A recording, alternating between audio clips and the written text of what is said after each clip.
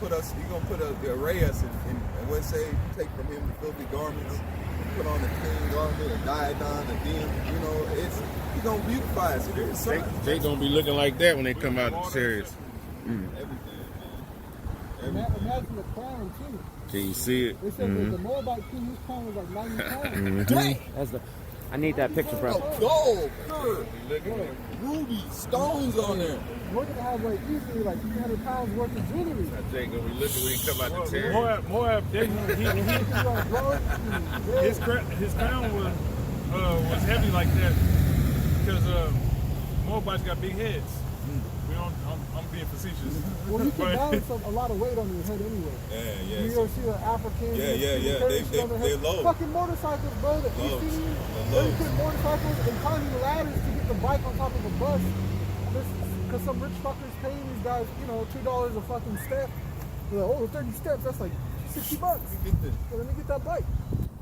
Don't carry grains, rice, different things on your head. And that shows you because our minds, if you get boggled out by like, 90 pounds, that's heavy. But it's like our posture is so fucked up, our bodies are so weak, all that shit comes into account. And if you're in your right power, you got perfect posture, spiritual power, everything, that 90-pound crown is gonna feel light. I was in Korea one time in Seoul in Itaewon. I saw this old Korean lady, she had to be like 100. Her back was all bent over. She had like a fucking 200-pound bag of rice on the back of her neck and her head. She was moving through the town. I was like, man, sorry, like, I don't know how she did it, bro. Yeah, she gonna be back. We need that. We need her. That in the game. Yeah, we need it. Yeah. Call it rice girl. Hey, bring the rice. No, down. Let me read 24 and 1 and 4. That's a precept. Okay. This is Revelation 21 and 4. It says, and the Most High shall wipe away all tears from their eyes. Yeah, man, we need that, man, because hey, there's times you can be watching a movie or just reading, you know what I'm saying, and you can be going through a fucked up day, and you can be reading in some psalm or something, and it just resonates with your spirit. You just shed a tear, man. You crying, or you think about just being in this kingdom. Sometimes you might drop a few. You know what I'm saying? That's just what it is, But in the kingdom, the Lord gonna wipe away all tears, man. Ain't gonna be no stressing out over bills, late bills, and paying rent, car note, fucking having to get your kids vaccinated for school and just dumbass shit, man. All the worries and cares of this world is gonna be completely done away with, man. Done. And the Most High Yahweh Ba'ashem Yahushai shall wipe away all tears from their eyes, and there shall be no more death, neither sorrow nor crying. Yeah, ain't gonna be no more death. Yahushai conquered death, man. The firstborn of death. Ain't gonna be no more sorrow, no more crying. Like brothers was talking last night.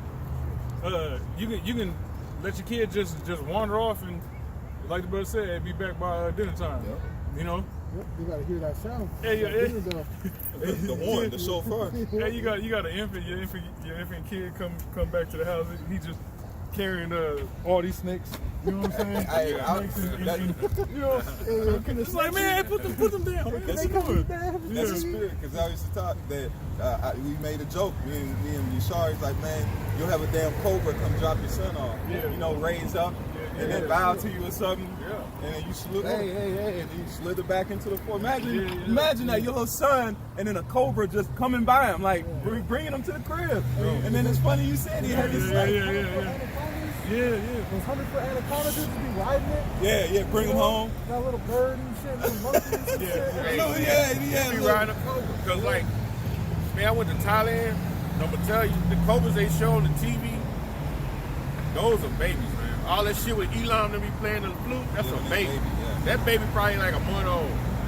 I actually saw, they brought out a box about big as this concrete right here. It was a little wider. They set it down, it was about that high. So we watched the whole snake show, and they brought out a Thai dude about 6'5". They opened the shit up and turned it upside down. When they removed that shit, bro, it was Snake for days.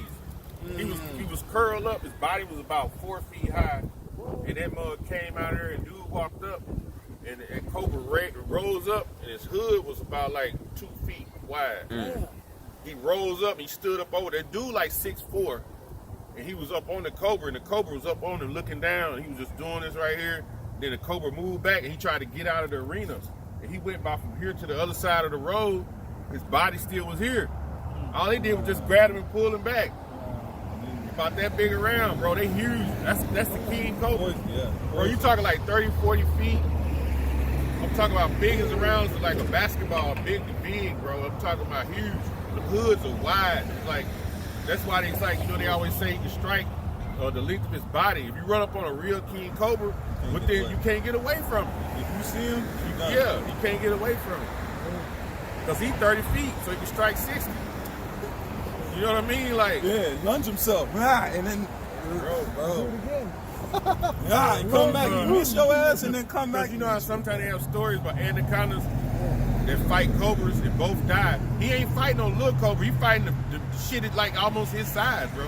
The real King Cobra is like huge. Like, it's a fight because when the cobra bite him, he gonna squeeze the cobra to death, but he just got that venom in him. It's over. Both of them gonna die together. And there ain't no little shit. You know, that little shit Elon them be blowing that horn, bro, that snake probably like 2 weeks old. That's, you know, but the real deal shit. Elon do mean young. Yeah. You know, they play with the young snake. Yeah. They ready for big news on draft right there. Man, think about it, and Lloyd made a specific point to point out playing on the den of apps. You know, that's a fear. That shows you that it's going to be a paradigm switch. In this society, you want to stay away from poisonous snakes and do different things like that. But then it's going to be nothing. There's not poisons or, you know, wild beasts. They're not even going to be a worry to us. It's going to be where our kids can play. It's not even. He said the youngest of you, something you have to watch over and be fearful of. You ain't even going. It's nothing will damage us, man. Yeah, Paul, remember he got shook up? Snake bit him? And all those Japhyites were freaking out. So like he should drop dead in a second. Them was Jakes, Oh, actually. were they Jakes? Yeah. They didn't even die. They were waiting for him to drop dead. He just shook it off. Sat down, so just chilling at the fire. They were like, what the fuck? Who the fuck is this? This is 1 Corinthians 15 and 52 or 51. Behold, verse 50. Now this I say, brethren, that flesh and blood cannot inherit the kingdom of the Most High, neither doth corruption inherit incorruption. Behold, I show you a mystery. We shall not all sleep, but we shall be changed. Gonna be changed. Go ahead. In a moment, in the twinkling of an eye, We'll have a metamorphosis. Yes, sir. Go ahead. at the last trump. For the trumpet shall sound, and the dead shall be raised incorruptible, and we shall be changed. You're gonna be changed quick as your eyes can blink. When that time happens, it's like your eyes, you can pull it up how many times your eyes blink in a millisecond. I don't know. They blink fast. So it's just like we just gonna blink our eyes. You're gonna wake up in a chariot, in a chamber, pursuing Isaiah 26 and 20. You know? Go ahead. For this corruptible must put on incorruption. It's corruptible. These bodies we're in are corrupt. This flesh is corrupt. We got to put on this new suit, this new body. Okay? Go ahead. And to back up the point, if we go to nature and look at the Lord gave us an example. He gave us a moth or a worm. You know, when you see caterpillars, right? In that season, they'll go and they'll be around being weak, lame caterpillars, being on the ground, eating and chilling. But then it gets to a point, they know it. And the caterpillar knows. They'll go to a spot, and I even found it. Man, I found a cocoon. It was, long story short, they'll go in the cocoon themselves. They'll put themselves in a hardened state, and they'll be in there, and their bodies break down in there. If you know what happens to a worm, they literally break itself down and then rebuilds itself in the cocoon. And then it comes out with wings. It's a new creature. It's a brand new creature. It's not the same thing when it went in, when it came out. So the Lord showed us an example of that. It hit puberty. That's when it hit puberty was done. Yeah, that takes time. Yeah, that's the goal. And your spirit's got to be with you to not get fucked up and attacked.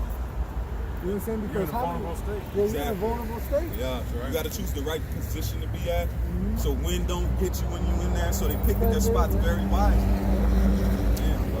And just think they're created with that knowledge in them. They know to do that. They can activate it. Yeah. They just know the time. They just eat you up. Time to change. Do I feel like flying again? Then they think about you was born on the ground, you just knew your little area, and then all of a sudden after you change, the world is your oyster. Now you can go places that you could never went before as that worm, man. We're gonna be doing that, man. I want to just travel. I just want to see the creation. Whatever it is, just see, if we go to different planets, there's spots on the earth we ain't seen. We're gonna there's gonna be a lot of time spent on the earth, but then after that, what else you got for us, Abba? What else we gonna do?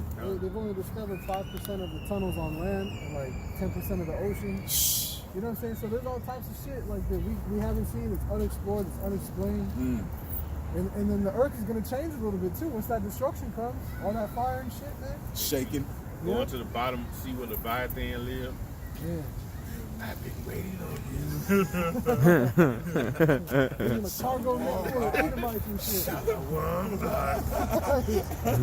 Hey, what's that? You're gonna be able to speak to him too. Hey, that. See like yeah. Are you not entertained? Were you a little bit frightened? No, I wasn't. Leviathan's in the cities like, is there no one else? Is there no one else? I always wanted to do that. Hey, y'all know the movie Lord of the Rings? The dragon that had all that gold and shit? Yeah. What was it? Desolation of Smog. The Hobbit? The Hobbit, Desolation of Smog. Dude was like, he disappeared. I smell you, boy. Smell of an English. All right, verse 54. He like telling him, you need me to start the fire to get rid of the heathens. Please come, sir. I need that. I need that fire. Because we don't be able to continue, because that goes, and why we say that, we joke, but there's truth in that. Go back to the time of where you see Balak and Balaam. When the donkey he said, man, look, man, I've been with you since life, man. When did I turn my back on? He had a straight conversation. He said, damn, donkey, no, you've been with me, mom. You've been cool all life. He had a conversation. He said, man, look, the angel's gonna kill you. And then the angel showed up like, yeah, I was gonna kill you, man. Stop messing with that donkey. Come on, man. I always bring that out like, damn, that was a heavy moment. I would have been like, hold the fuck up. You talking? He didn't. There wasn't that much of a thing. It was like, we can talk to animals. We're gonna have the reins to that, man. So we're gonna be actually to communicate with things, man. Elijah called sheep heirs. So that was a part of spiritual power. So you gonna, man, just imagine just calling a lion and just riding a lion, chilling. Yeah, you hungry? I can eat. See the lion like, you're hey. Over there and see some more, man. Yeah, man, like okay. 1.5. Verse 54, it says, so when this corruptible shall have put on incorruption, and this mortal shall have put on immortality, then shall be brought to pass the saying that is written, death is swallowed up in victory. Yeah, swallowed up. Hallelujah, how about Hashem Yahushai, man? Being immortal. And we're not going to be those immortals that was on that movie where they was locked in that little cave. Remember those immortals? No, we're going to be a different type of immortal. Wearing the mask and shit. Mask get hit off and look all crazy. No, we're going to be an extraterrestrial immortal. Yeah. All power. Oh, death, where is thy sting? O grave, where is thy victory? The sting of death is sin, and the strength of sin is the law. But thanks be to the Most High, which giveth us the victory through our Lord Yahushua Mashiach. Therefore, my beloved brethren, be ye steadfast, unmovable, always abounding in the work of the Lord, for as much as ye know that your labor is not in vain in the Lord. So the Lord gave us the W. We have the W. He said he's going to give us the victory. So why would you take the chip and take that loss. If that chip is in front of your face, death, imminent death is, oh, you don't do this. Like, man, we already got the W, man. Yahushua won. He won 2,000 years ago. He said it is finished. Just like it. The scriptures say, we are dead and our life is hid with Yahushua. So we already dead. So all right, Esau, you just go, absent from the body, present with the Lord. Something Edomite had never experienced. So fuck you. Hey, with that, we're gonna wrap it up.